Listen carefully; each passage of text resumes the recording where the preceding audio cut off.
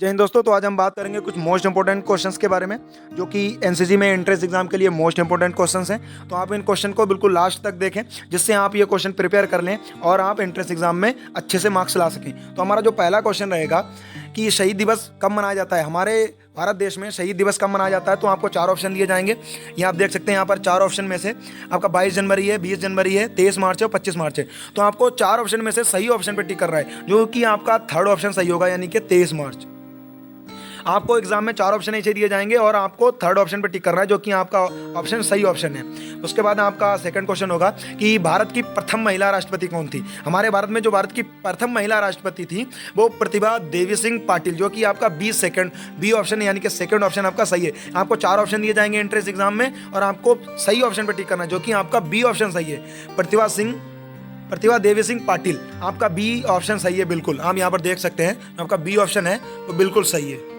B option आपका बिल्कुल सही है। अगला हमारा क्वेश्चन है कि लोकसभा का उम्मीदवार होने के लिए न्यूनतम यानी कि अप्रॉक्स उम्र कितनी होनी चाहिए, 25 साल, 30 साल, 18 साल, 35 साल। तो हमारा बी ऑप्शन बिल्कुल सही है। आप देख सकते हैं यहाँ पर आपके 4 ऑप्शन दिए गए हैं, 25, 30, 18, 35। तो आपको जो आपका बी ऑप्शन है वो बिल्कुल सही है आपके इस क्वेश्चन के लिए, यानी कि लोकसभा का उम्मीदवार होने के लिए 30 साल की उम्र होनी चाहिए। उसके बाद आप लोकसभा में इंटर कर सकते हैं। उसके बाद में अगला हमारा क्वेश्चन है कि भारत की दूसरी महिला राष्ट्रपति बनने का सौभाग्य किनको प्राप्त हुआ। तो आपको 4 ऑप्शन दिए जाएंगे एंट्रेंस एग्जाम में। आपको 4 ऑप्शन में से सही ऑप्शन पर टिक करना है। तो आपको 4 ऑप्शन दिए जाएंगे, 4 ऑप्शन में सही ऑप्शन पे आपको टिक करना है। तो आपका भारत की जो दूसरी महिला राष्ट्रपति जिनको बनने का सौभाग्य प्राप्त हुआ वो आपकी डी ऑप्शन आपका सही है, यानी कि द्रौपदी मुर्मू। तो आपका ये ऑप्शन बिल्कुल सही है। आप इसको प्रिपेयर कर लें और आपको एंट्रेंस एग्जाम में आप इसको राइट डाउन कर सकते हैं जिससे आपका क्वेश्चन मिसमैच नहीं होगा, आप और अच्छे से मार्क्स ला सकते हैं। आपका अगला क्वेश्चन है कि आप जिस भी बटालियन से आप एनसी कर रहे हैं उसके वर्तमान सीओ कमांडिंग यानी कि कमांडिंग ऑफिसर कौन है। तो आपको मालूम होना चाहिए। आप जिस भी स्टेट हैं तो आप उस स्टेट से अपनी बटालियन से मालूम कर लिए कि आपके सीओ कौन है प्रेजेंट टाइम।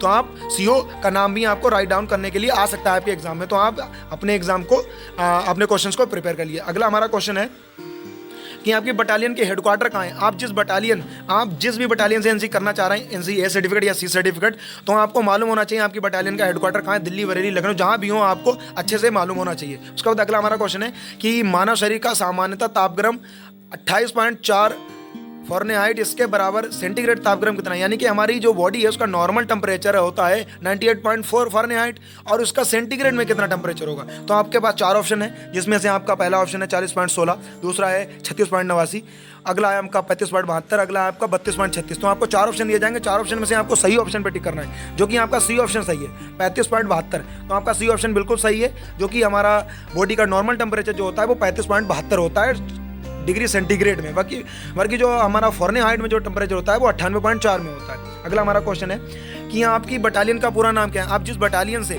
जिस भी स्टेट की बटालियन से आप एनसी कर रहे हैं उस बटालियन का पूरा नाम क्या है आपको मालूम होना चाहिए, जिससे आपके एंट्रेंस एग्जाम में क्वेश्चन आ जाए और आप आराम से उसको राइट डाउन कर सकें। अगला हमारा क्वेश्चन है कि जो राष्ट्रगान पढ़ा जाता है हमारे भारत देश में वो उसकी ड्यूरेशन वो कितनी देर में पूरा पढ़ा जाना चाहिए। तो इसको लिखने वाले थे रविंद्रनाथ टैगोर। अब इसको कितने मिनट में, कितनी देर में, कितनी ड्यूरेशन होना चाहिए इसको हम पूरा करें। तो इसके लिए आपको 4 ऑप्शन दिए जाएंगे। आपका ये ऑप्शन है 1 मिनट होना चाहिए, 1.5 मिनट में होना चाहिए, 45 सेकंड में या 52 सेकंड में। तो आपका इसमें डी ऑप्शन यानी कि 52 सेकंड आपका ऑप्शन बिल्कुल सही है। राष्ट्रगान 52 सेकंड में पूरा पढ़ा जाना चाहिए। आपको इस तरीके से पढ़ना है कि हमारा राष्ट्रगान 52 सेकंड में पूरा हो जाए। अगला हमारा क्वेश्चन है कि एनसीसी की शुरुआत भारत में कब हुई। एनसीसी की शुरुआत पहले हो चुकी थी जर्मन में, जो कि जनरल डॉल ने की थी, बल्कि हमारे जब भारत में जब एनसीसी की शुरुआत हुई, अगर आपका क्वेश्चन आया कि एनसीसी की शुरुआत भारत में कब हुई तो आपको बताना है 15 जुलाई 1948, जो कि आपको 4 ऑप्शन दिए जाएंगे। 4 ऑप्शन में से आपको सही टिक लगाना है जो आपकी यहाँ पर आप देख सकते हैं। आपको 4 ऑप्शन दिए जाएंगे 15 जुलाई और आपको जो भी दिया जा सकता है। तो आपको सही ऑप्शन पर टिक करना है 15 जुलाई 1948। और आपको पूछा जा सकता है कि एनसीसी क्लास में टोटल कितने क्लास होते हैं एनसीसी में। तो आपको क्लास कह सकते हैं, आप उनको सर्टिफिकेट कह सकते हैं। एनसीसी में 3 सर्टिफिकेट होते हैं, ए, बी, सी।